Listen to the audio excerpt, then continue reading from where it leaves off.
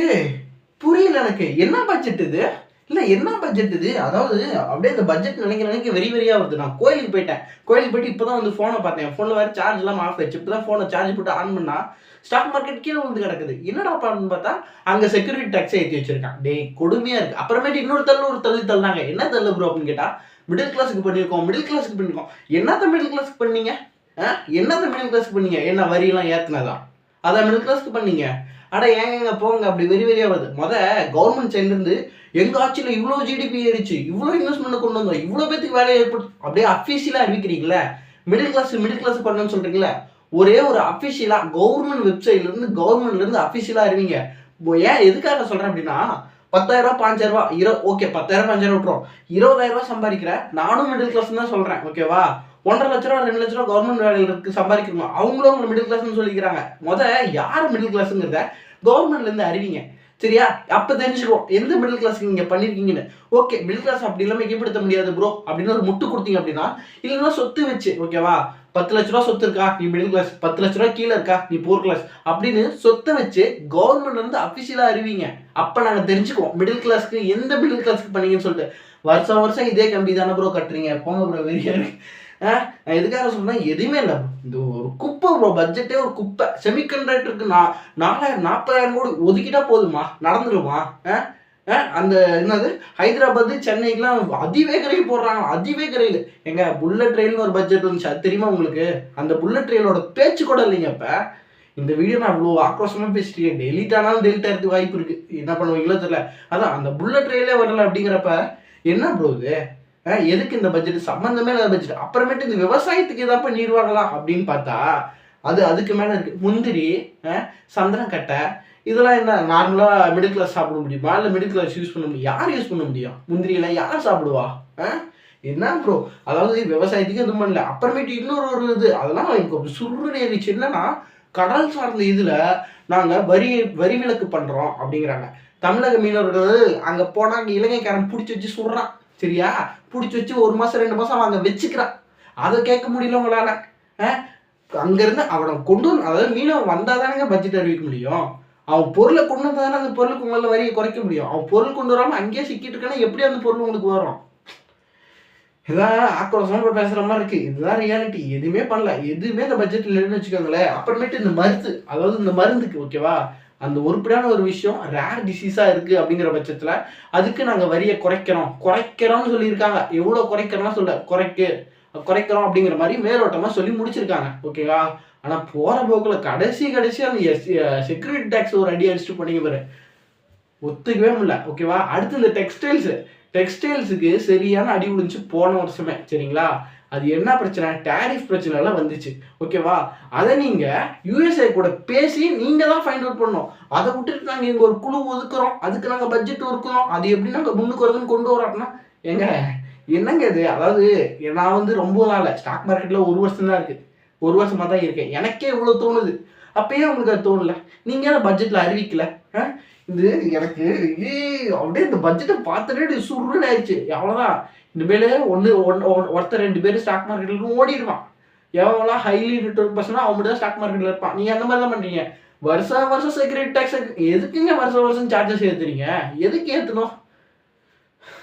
எனக்கு அப்படியே ப்ரெஷர் ஆகுது. 25 வயசு பையன் இவ்வளோ ப்ரெஷர் ஆகிட்டு இருக்கேன் இந்த பட்ஜெட்டை பார்த்து.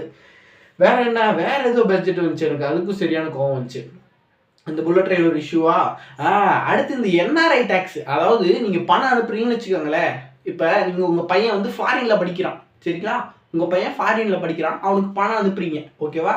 அப்ப அவங்களுக்கு முன்ன இருந்த டேக்ஸ் வேற. இப்ப அந்த டேக்ஸோட பர்சன்டேஜை குறைச்சிருக்காங்க. ஓகேவா?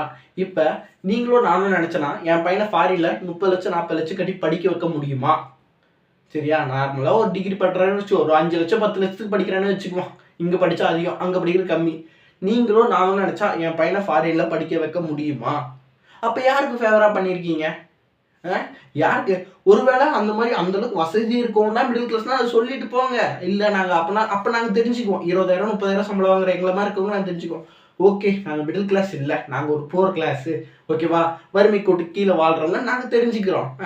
அதே மாதிரி இந்த டாக்ஸ்ல தான் பண்ணி டாக்ஸ்லயுமே இது பண்ணலையாப்பா. அந்த என்னதான் அந்த ஹோம் லோன் வாங்கினா வேணா வரி விதிக்கிறோம். ஹோம் வாங்கினவனுக்கு என்ன பண்ணுவீங்க? என்ன பெனிஃபிட்? வாங்க முடியுமா ரியல் எஸ்டேட்டுக்கும் ஒன்றும் பண்ணல, ஓகேவா?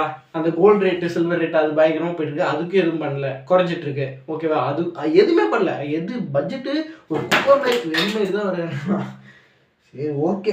இதுக்கு மேலே எதாவது நான் கோவப்பட்டு பேசினா வீடியோ டெலிட் ஆகி போயிடும், இல்லை வேறு எதாவது நீ மிரட்டுறதுக்கு கூட வாய்ப்பு இருக்குது. நான் பேசுவீங்க சரியா?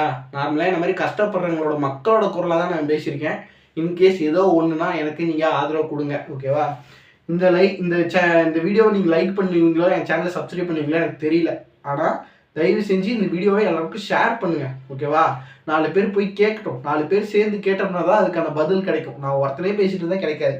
எதுக்கு எனக்கு stock market and security tax ஏற்கனவே ஹையில் தாங்க இருக்குது, அது எதுக்கு இன்னும் ஏற்றணும்? இல்லை நாங்களாம் பண்ணக்கூடாதா?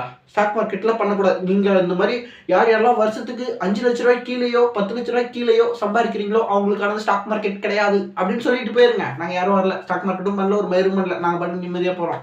இன்னைக்கு 2% இறங்கி இருக்கு மார்க்கெட். 2 மார்க்கெட்டே 2% பக்கம் இறக்கி இருக்கு. 2 மார்க்கெட்டும் 1000 பாயிண்ட் நிஃப்டியில் பார்த்தா 400 பாயிண்ட் பக்கம், 1500 பாயிண்ட் 400 பாயிண்ட் பக்கம். எந்த பட்ஜெட்லையும் நான் பார்த்ததில்ல. நான் இது வரைக்கும் ஒரு 3-4 பட்ஜெட்டில் எனக்கு வயசுக்கு வந்துங்க எனக்கு விவரம் தெரிஞ்சு, ஸ்டாக் மார்க்கெட்டு விவரம் தெரிஞ்சு ஒரு 4-5 பட்ஜெட் எனக்கு தெரியும், ஓகேவா? ஒரு 22 வயசுல வந்து பார்த்துட்டு 3 பட்ஜெட்டை பார்த்துறேன். 3 பட்ஜெட்டுமே இந்த மாதிரி பண்ணலை. ஆனால் 3 பட்ஜெட்டுமே டிசப்பாயிண்ட் தான். 4வது பட்ஜெட் இதுவுமே டிசப்பாயிண்ட் தான்.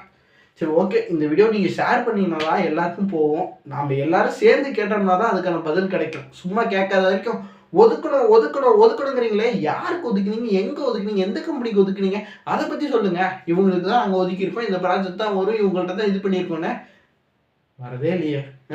பொதுகை மலைக்கும் அந்த இதுக்கும் இன்னொரு மேட்ரு ஒன்று பார்த்தீங்களா?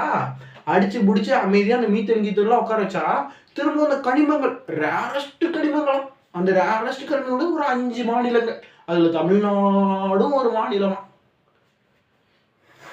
இன்னொரு விஷயம் ஒன்று சொல்லவா?